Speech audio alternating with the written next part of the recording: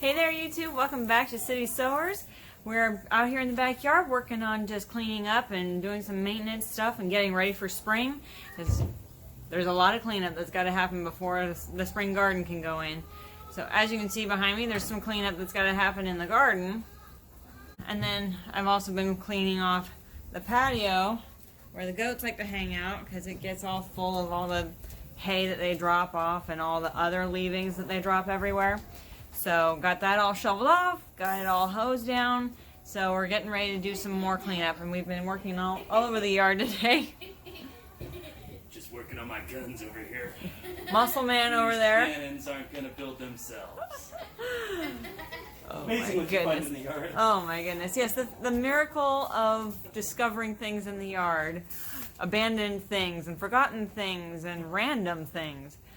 But everybody is wandering around, all the chickens and the goats. Everyone's just trying to stay out of the people's way now. And then there's Nathan back there spraying off the play structure. And then we've got, oh look, see there's a kid in a tree. Kids in his natural habitat. Yeah. In a skirt, because you know that's the best climbing gear is a skirt. And then another project that I'm working on over here is the goat pen, because it's pretty bad and nasty and smelly from winter.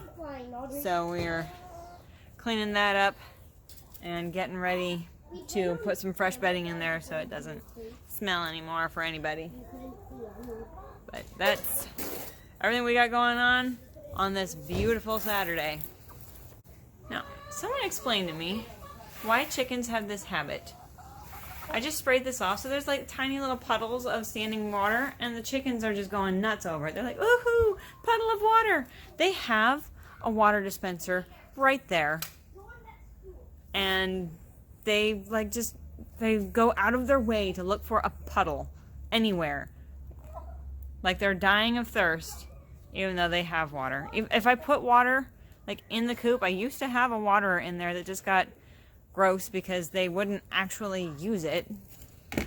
So it just ended up collecting mosquitoes. So I ended up taking it out, and they like to just forage for water in the yard in any puddle they can find. So weird. It's like the weirdest thing ever. Nathan, what are you doing over here? I'm trying to get the poop off of this. For what? For the goats and chickens. For the goats? Yeah. Because, yeah, when we have baby goats here in just a couple months, the baby goats like to play on this. It got a little too small for the kids. So we reinforced it with some screws and let the other kids play on it. So, good job, Nathan. Cleaning up.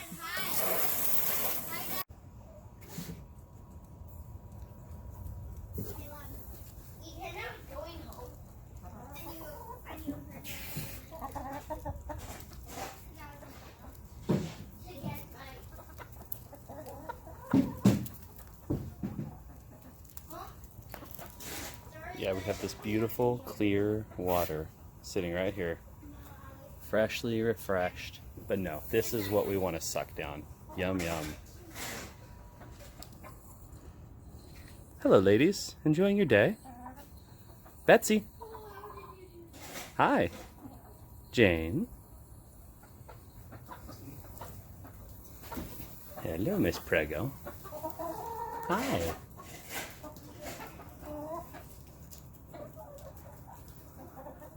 I'd like to make just a point on behalf of Amanda that she gives me a lot of credit for doing her work in the yard, being her muscles, and sometimes that's true.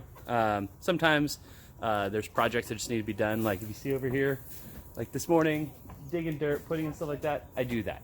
But meanwhile, she's working hard over in the goat pen, so let's see if we can actually get some footage of her working hard over there.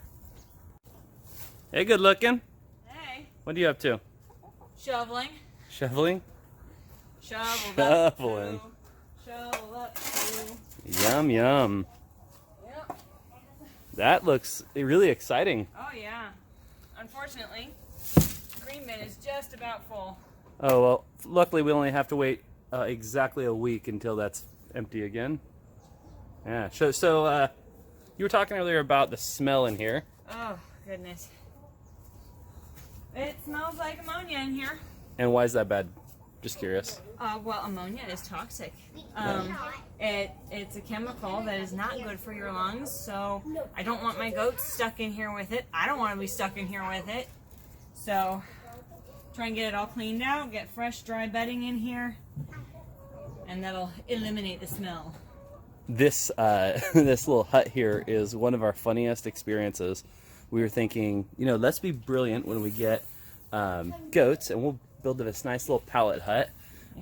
So we got some pallets for my buddy, and the first night we put this little toy spool in here for them to stand on. We were all very proud of this hut. Yeah, we used to have two of the spools, and they were right next to each other. And the first night they were in here, they jumped up on top of the hut. Yeah. And then it ended up being basically that's where they are every single night forever. That's where they sleep now. That's always. their spot. You could probably count on one hand how many times they've voluntarily gone into the under area of the hutch, which we were thinking like doghouse status. The babies What I have usually done do that. actually in the past is when Jane had babies, and Betsy, we needed to separate her from the babies long enough for them to get strong. So I ended up just putting a gate across here, and Betsy would just kind of spend the night in there when the babies were really little. And then when we started milking Jane and the babies had to be locked up at night so that I could milk in the morning, the babies went into the little pen at night. And it worked out really well, actually. So we'll probably do that again here when Betsy and Jane are having their kids. That's right. We got 2 prego baby goats, or Neji goats. And then Jane will finally be an aunt. Yes. Betsy will finally have babies. We're very excited about that. That was a big disappointment last year because Betsy and Jane, we were hoping that they would both have their first litters, and Yeah, Betsy she wasn't ready. And it was really funny because Jane ended up losing a lot of weight, and it's called being too dairy or something like that. And so she lost a bunch of hair, and she got really skinny, and she basically looked like a train wreck. And so then there would be a side-by-side of Jane, who just looks like a train wreck, who's got 2 kids on her, and Betsy, who's all fat and glossy and fluffy and happy. So it was really funny to look at this side-by-side of no kids, all happy, and then with kids, where she's just like, it was pretty funny. All right, well, let's continue with the projects, and we'll kind of keep everyone posted. Yep. So I think this is about as much as I'm going to be able to fit today for one day's project. And I mean, it made a fairly good dent in there. Now, if it was warmer weather when the goats are going to be more active in the pen, I'd be more concerned about trying to get it all done in one day and probably poach the neighbors' green bins. But as it is, they don't want to be in here because it's gross and it's wet and it's winter and it's cold. So they want to be over there in the sun where they're happily sitting on the chairs. Hey, girlies. Hey. So, tell me about your day. How's the prego life? You having a good time just chilling in the sunshine? Yeah? That's my thoughts exactly. Why be over there in a pen with noisy kids around you when you could be chilling in the sunshine? Yeah. Your sister's over there, totally in agreement. Thinking, man, what's the point of being confined when you can be a free goat sitting on a chair on a clean patio? Chicken's like, what's a chair? I just want to suck on dirty goat water. That's the life.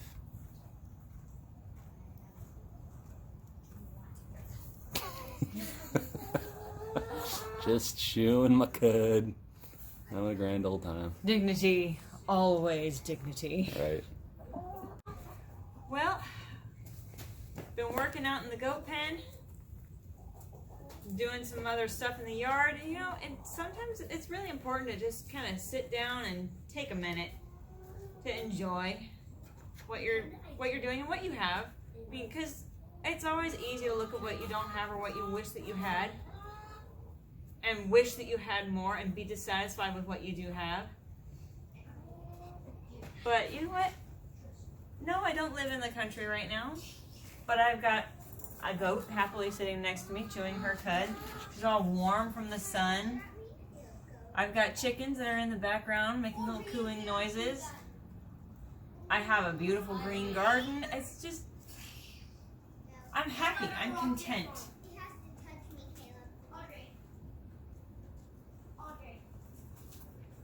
Do I need all of my dreams to be fulfilled right this minute? No. The joy isn't in the destination, it's in the journey.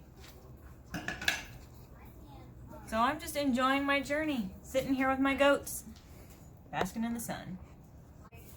I got my kids playing in the background, happily playing together. I'm content with my life. Even though, yeah, I don't have everything that I ever dreamed of. I don't think everyone has everything that they've ever dreamed of.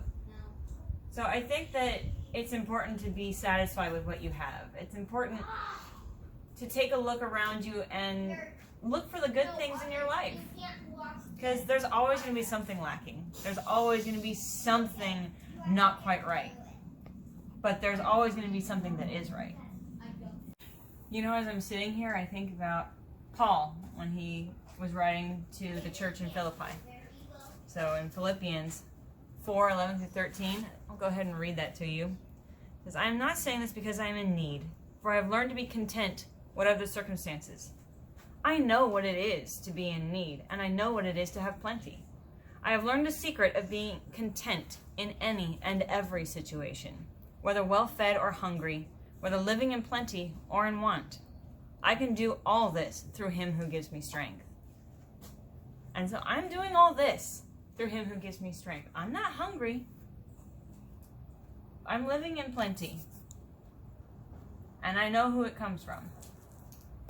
It comes from God. And we're living in that goodness of God. And we still have dreams. Because of God's goodness, we're allowed to have dreams. God says that he will fulfill our desires, the desires of our hearts. And so, yes, it's okay to want more. It's okay to dream for more. We do still have to be good stewards of what we do have. So that's what we're going to do here. We're going to grow and we're going to thrive where we are and with what we have. So I encourage you to do the same. If you live in a little apartment, if you live in a little house in a city, if you live on the outskirts of the city, even if you live in the country and you don't know where to start, you can be content where you're at. And you can start dreaming and planning where you're at. There's no prerequisite for dreaming. So we're going to help you as much as we can from where we are to help you from where you are. Because we want to help people who feel like they can't do it, because we have a lot of people that we actually do know who say, I don't understand how you can do what you do where you are. So I want to help people understand how we can do what we do and how they can do it too. And it would be just really cool if we can get more people that want to do this in the city that they're in or in the setting that they're in. It would be just incredible to have people get more in touch with their own food systems, with what they want to do, because there's so much discontent in this world, and the world is constantly telling you to be discontent with what you have. But if you just take a look in your own backyard, there's a place to be content. There's a way to be content. So please join us on this whole journey as we figure out what you can do where you're at. If it's container gardening, if it's putting a garden in your backyard, if it's anything, if it's putting goats in your backyard, it can be done. Just saying. But please, join us on the journey and let us know what you want to know, because we would love to help you. This is your urban nerd with a goat herd telling you that you can grow where you're planted.